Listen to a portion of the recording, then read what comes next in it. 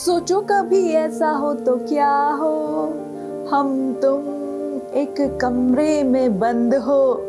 इस गानों को सुनकर आज भी वो क्यूट ऋषि कपूर और डिंपल कपाड़िया की जोड़ी याद आ जाती है। लेकिन कहानी इन दोनों की नहीं है, बल्कि डिंपल और राजेश खन्ना की है।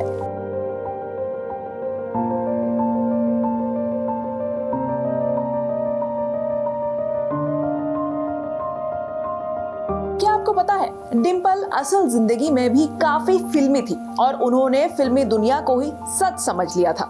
इसी वजह से उन्होंने अपने से 15 साल बड़े राजेश खन्ना से शादी की। शादी तो कर ली, फिर जो हुआ बताती हूँ। दरअसल डिंपल कपाड़िया उस दौरान राजेश खन्ना की फिल्मों में रोमांटिक इमेज से काफी इम्प्रेस थी।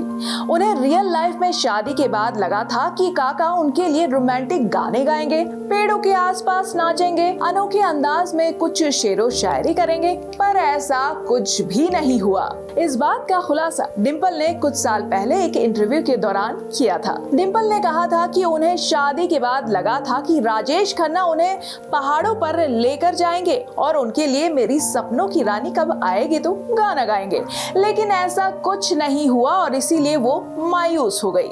डिंपल ने ये भी कहा था कि वो तब सिर्फ 16 साल की थी और फिल्मों को हकीकत मानकर सपनों की दुनिया में खोई रहती थी।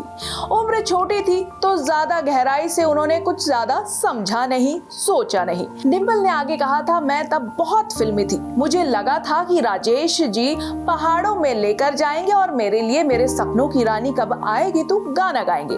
दरअसल उस दौरान डिंपल बहुत यंग थी और फिल्मों का उनके मन पर ऐसा असर हुआ था कि जब वो काका के साथ पहाड़ों में पहुंची तो यही एक्सपेक्ट कर रही थी कि वो ऐसे गाना गाएंगे, वो नाचेंगे, पर ना उन्होंने गाना गाया, ना पेड़ों के इर्द गिर्द घूमे, रोमांस की हवा भी नहीं चली, तो डिंपल के सपने टूटते हुए नजर आए। इसी इंटरव्यू में डिंपल ने बताया कि काका से उनकी मुलाकात फिल्म बॉबी साइन करने के बाद हुई थी। डिंपल ने कहा था, मैं 13 साल की थी जब मुझे बॉबी ऑफर हुई थी। राजेश खन्ना और मेरे बीच 15 साल का एज गैप था।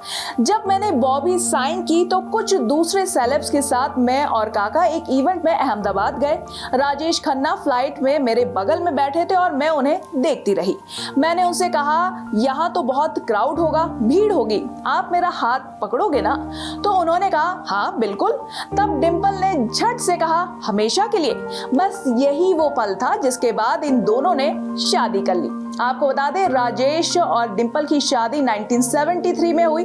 इन दोनों की 2 बेटियां हैं, ट्विंकल और रिंकी खन्ना।